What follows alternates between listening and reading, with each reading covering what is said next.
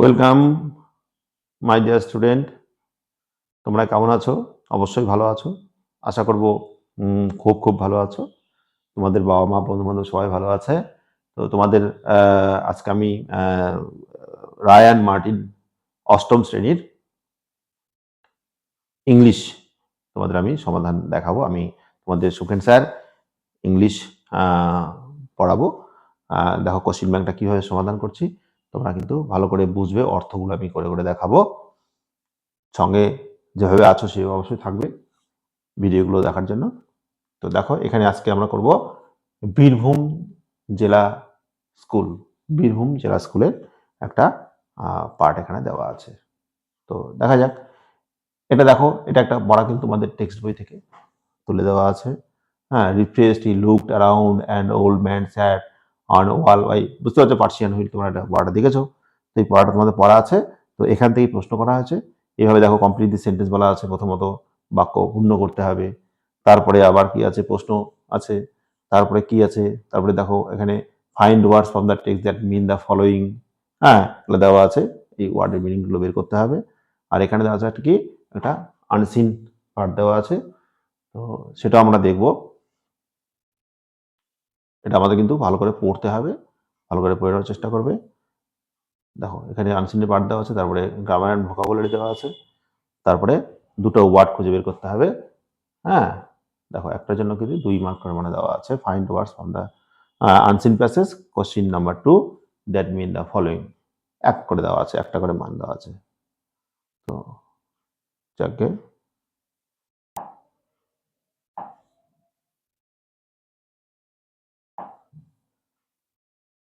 দেখা যাক তাহলে তোমাদের অ্যান্সারগুলো কিভাবে করানো যায়।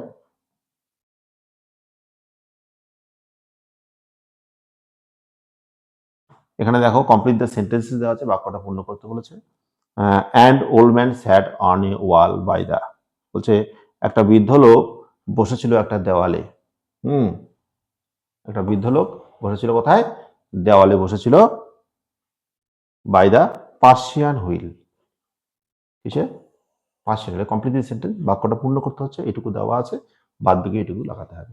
লোকটা বসেছিল পার্সিয়ান যে জলচক্র ছিল, সেই জলচক্রের পাশে দেওয়াল ছিল, সেই দেওয়ালের উপরে বসেছিল একজন বৃদ্ধ লোক। তোমরা গল্পের মধ্যে পড়েছো। সাডেনলি দ্য বয়, হঠাৎ করে ছেলেটি রিয়েলাইজ, বুঝতে পেরেছিল। এমনি দেওয়া আছে। আর পরেরটুকু কিন্তু তোমাদের এটা বই থেকে দিতে হচ্ছে, কমপ্লিট করতে হচ্ছে।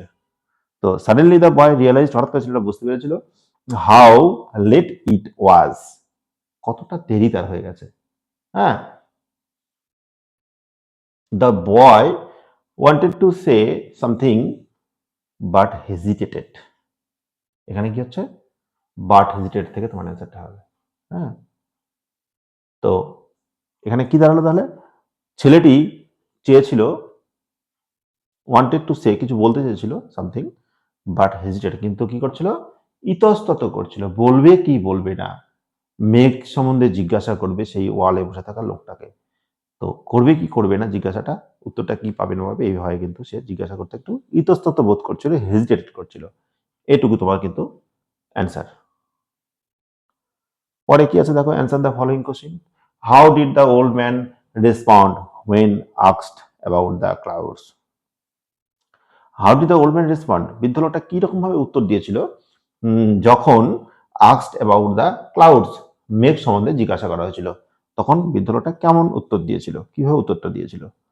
The old man said that, বৃদ্ধ লোকটা বলেছিল যে, the old man said that when the clouds come, মেঘ কখন আসে? When the clouds come, sorry, when the clouds come, যখন মেঘ আসে, the earth and the sky know of their coming, তখন কি হয়? পৃথিবী আর আকাশ জানে তাদের আসাটা। কখন মেঘ আকাশে আসে আর কখন চলে যায়, হ্যাঁ, it's only known to sky and the earth. তো ঠিকই বলেছে। তো এটা তোমাদের অ্যান্সার। এটা তুমি কিন্তু টেক্সটে কিন্তু পেয়ে যাচ্ছ, যে রিডিং কম্প্রিহেনশনটা দেওয়া আছে, তোমাদের উঠিয়ে দেওয়া আছে, তার মধ্যে কিন্তু সুন্দরভাবে দেওয়া আছে। হ্যাঁ, the earth and the sky know of their coming. পরে কি বলছে? What did the old man say about the place where he once lived, বলছে বৃদ্ধ লোকটা what did the old man say about the place, বৃদ্ধ লোকটি কি বলেছিল যে জায়গায় সে একসময় বাস করতো, যেখানে সে একসময় বাস করতো সেই জায়গার সম্বন্ধে বৃদ্ধ লোকটা কি বলেছিল ছেলেটিকে। হি সেইড দ্যাট, অথবা বলতে পারো the old man said that, এখানে ওল্ড ম্যান করতে পারো, the old man, the old man said that he once lived in a place, এটাও কিন্তু বইয়ের মধ্যে সুন্দর করে দেওয়া আছে, তোমাদের অ্যাক্টিভিটি সরি রিডিং কম্পিটিশনে দেওয়া আছে সিনের মধ্যে, where it had rained for 10 years, মানে 10 বছর সেখানে বৃষ্টি হয়নি। বলেছিল কি, বিদ্রোহটা বলেছিল যে সে যেখানে বাস করত সেখানে 10 বছর ধরে কোনো বৃষ্টি হয়নি, এটা বলেছিল বৃদ্ধ লোকটি। Find words from the text that mean, মানে অর্থ। অ্যারাইভেল, অ্যারাইভেল কি আগমন, কামিং মানে আসা, হ্যাঁ এটা কিন্তু আছে তোমাদের বইয়ে। বি রিলাক্টেড টু ডু সামথিং, কোনো কিছু বলতে একটু আটকে যাওয়া, বলবে কি বলবে না এরকম অর্থ হচ্ছে রিলাক্টেড, সেটাকে বলা হচ্ছে কি হেজিটেটেড, ইতস্তত করা, শব্দটা কিন্তু খুব প্রয়োজনীয়, মনে রাখবে হেজিটেটেড। আনসিন প্যাসেজ তোমরা একটু পড়ে নেবে, নাহলে ভিডিওটা অনেকটাই বড় হয়ে যাবে, হ্যাঁ রিডিং করাতে গেলে পড়বে, অসুবিধা হলে আমাকে কিন্তু অবশ্যই ফোন করবে এই নাম্বারে 7384215990, এই নাম্বারে কন্ট্যাক্ট করলে তোমরা কিন্তু আমার কাছে হেল্প পেয়ে যাবে, মিনিং তোমাদের আমি বলে দিতে পারবো। টিক দ্য কারেক্ট অ্যান্সার, সঠিক অ্যান্সারে কারেক্ট মানে টিক দিতে হবে। Sir Dudley was a an, Dudley কে ছিল, হ্যাঁ স্যার ডুডলি ছিল স্কটিশ লর্ড, হ্যাঁ মানে স্কটল্যান্ডের বাসিন্দা স্কটিশ বলা হচ্ছে, লর্ড মানে জমিদার বলতে পারো। In the year 1868 Dudley first crossed a wavy coated retriever with an, কি বলছে টুইট ওয়াটার স্পাইরাল, এটা তো সঠিক অ্যান্সার হবে, তোমরা দেখে নেবে। গোল্ডেন রিট্রিভার্স ওয়ার ক্রিয়েটেড ফর, কি বলছে রিট্রাইভিং গেম ইন স্কটল্যান্ডস ট্রেনিয়ান টিরিয়ান, এটা তোমার সঠিক অ্যান্সার হবে। Write T for true and F for false, দেখো এখানে ট্রু ফলস লিখতে হবে, সাপোর্টিং স্টেটমেন্ট দিতে হবে। The litter of puppies had no retrieving instincts, এটা কিন্তু ফলস হচ্ছে। তারপর কি he had a litter of puppies with golden coats and retrieving instincts, এটা কিন্তু সাপোর্টিং স্টেটমেন্ট, তোমরা দেখে নেবে মিলিয়ে নেবে, লাইনটা বইয়ের মধ্যে দেওয়া আছে।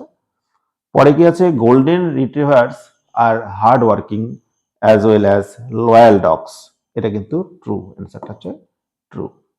সাপোর্টিং স্টেটমেন্ট কি আছে, যুক্তি দিতে হবে তার বাক্যটা তুলে। By the beginning of 20th century the golden retriever emerged not only as a hard working dog but also an incredibly loyal dog, এটা তোমরা কিন্তু আনসিন যে কম্পিটিশনটা তুলে দেওয়া আছে প্যাসেজ, সেখান থেকে এটাকে বসাবে, খুঁজে নেবে দেখবে।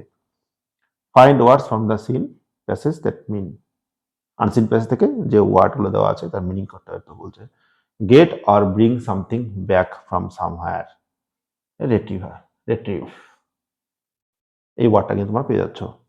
cause an animal of one species to breed with one of another species, সেটা বলছে crossed। Towards directed কি বলছে it is a good habit to rise early, মানে সকালবেলা ওঠাটা একটা ভালো অভ্যাস, তোমরা তো অনেকেই সকালে ওঠো, আবার অনেকেই হয়তো ওঠো না, তো ওঠার চেষ্টা করবে সবাই যারা না ওঠো, তো সকালবেলা ওঠাটা একটা ভালো কিন্তু habit. Find out the adverb and right it's type, adverb লিখতে হবে এবং তার টাইপ লিখতে হবে, ধরন কি কি ধরনের অ্যাডভার্ব আছে, adverb time, adverb frequency, adverb manner, হ্যাঁ এরকম অনেকগুলো আছে। তো এটা কি বলছে দেখো, আর্লি, যেহেতু আর্লি আগে একটা সময় নির্দেশ করছে, হ্যাঁ শুরুতে, দেরিতে, আগেতে, আগে বা পরে যেটা টাইম নির্দেশ করছে সেটা অ্যাডভার্ব, এটা হচ্ছে অ্যাডভার্ব অফ টাইম নির্দেশ করছে, এটা সময়। When we reached it was evening, যখন আমরা পৌঁছে গেছিলাম তখন ছিল সন্ধ্যাবেলা। State the main clause. Clause এটারও একটু বড় গ্রামার অংশ তোমাদের থাকছে, কমপ্লেক্স সেন্টেন্স তৈরি করতে প্রয়োজন হয় ক্লজ। ক্লজ কি, what is clause, subordinate clause, main clause, এগুলো আলাদা আমি ক্লাস করাবো, তোমরা সঙ্গে থাকবে চ্যানেলটা সাবস্ক্রাইব করে, এবং অল অপশনটা কিন্তু অবশ্যই ক্লিক করে রাখবে, তাহলে সব ভিডিও তোমরা আস্তে আস্তে পেয়ে যাবে। State the main class, main ক্লাসটা কোনটা আছে, অ্যান্ড কি সাবঅর্ডিনেট ক্লাস এই বাক্যটার মধ্যে।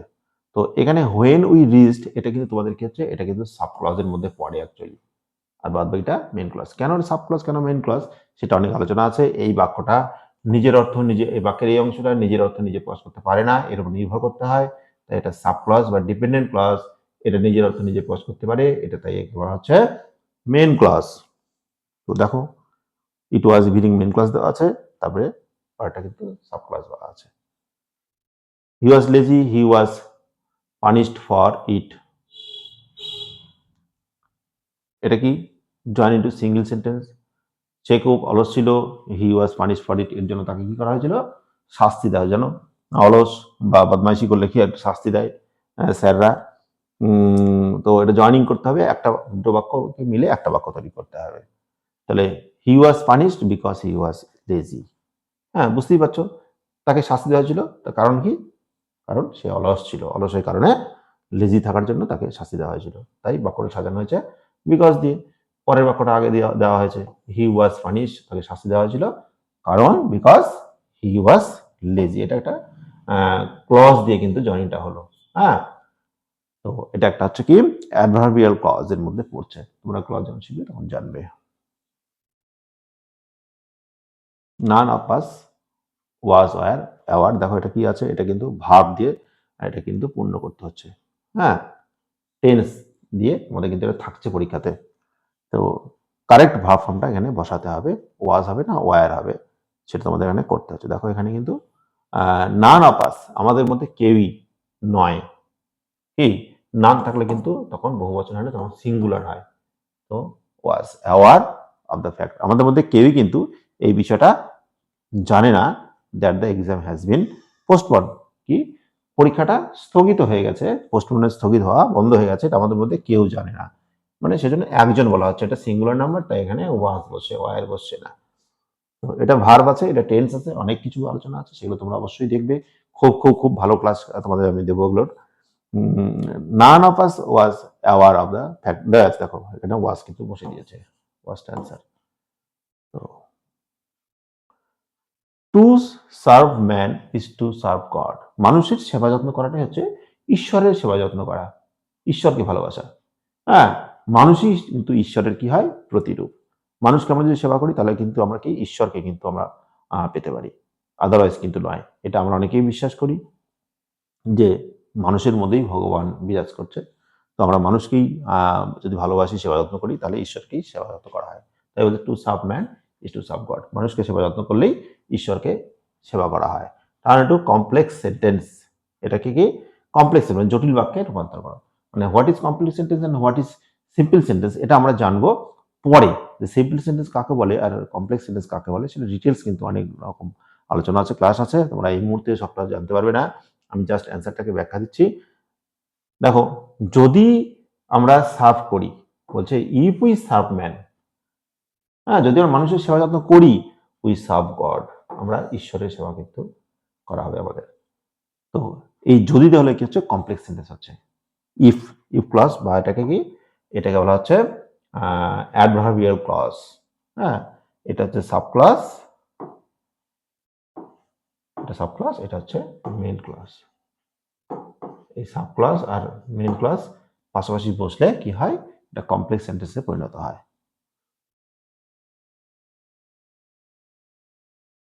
Find word from the unseen places that mean the following. Unseen places থেকে শব্দের অর্থ তোমাদের খুঁজে বের করতে হবে। তো get or bring something back from somewhere, কোনো জায়গাতে কোনো কিছু ফিরে নিয়ে আসা বলছে রিটার্ন, সরি রিট্রিভ, এটা মনে হয় এর আগে তোমরা দেখলে। তো এটাও তোমাদের অলরেডি উপরে আমি হয়তো করে দিয়েছি, এটা হয়ে গেছে এই শব্দটা, আবার পুনরায় এখানে এসেছে মিস্টেকলি। তো যাই হোক, এই হচ্ছে তোমাদের ইংরেজি কোশ্চেন ব্যাংক রায়ান মার্টিন অষ্টম শ্রেণীর পরের ক্লাসগুলো কিন্তু আমি আবার নিয়ে আসতে চলেছি। সো তোমরা কিন্তু সঙ্গে অবশ্যই থাকবে। আমার চ্যানেল অবশ্যই জানো তোমরা, AI class plus the best of the best coaching institute. আমার একদম রিকোয়েস্ট, তোমরা কিন্তু অবশ্যই কিন্তু চ্যানেলটা সাবস্ক্রাইব করবে যদি ভালো লাগে। এবার বন্ধু-বান্ধবকে অবশ্যই স্কুলে শেয়ার করতে বলবে এবং সাবস্ক্রাইব করতে বলবে। তাহলে কিন্তু তোমরা এমনিতেই বাড়িতে বসে কিন্তু ভিডিওগুলো পেয়ে যাবে। থ্যাংক ইউ ভেরি মাচ সঙ্গে থাকার জন্য।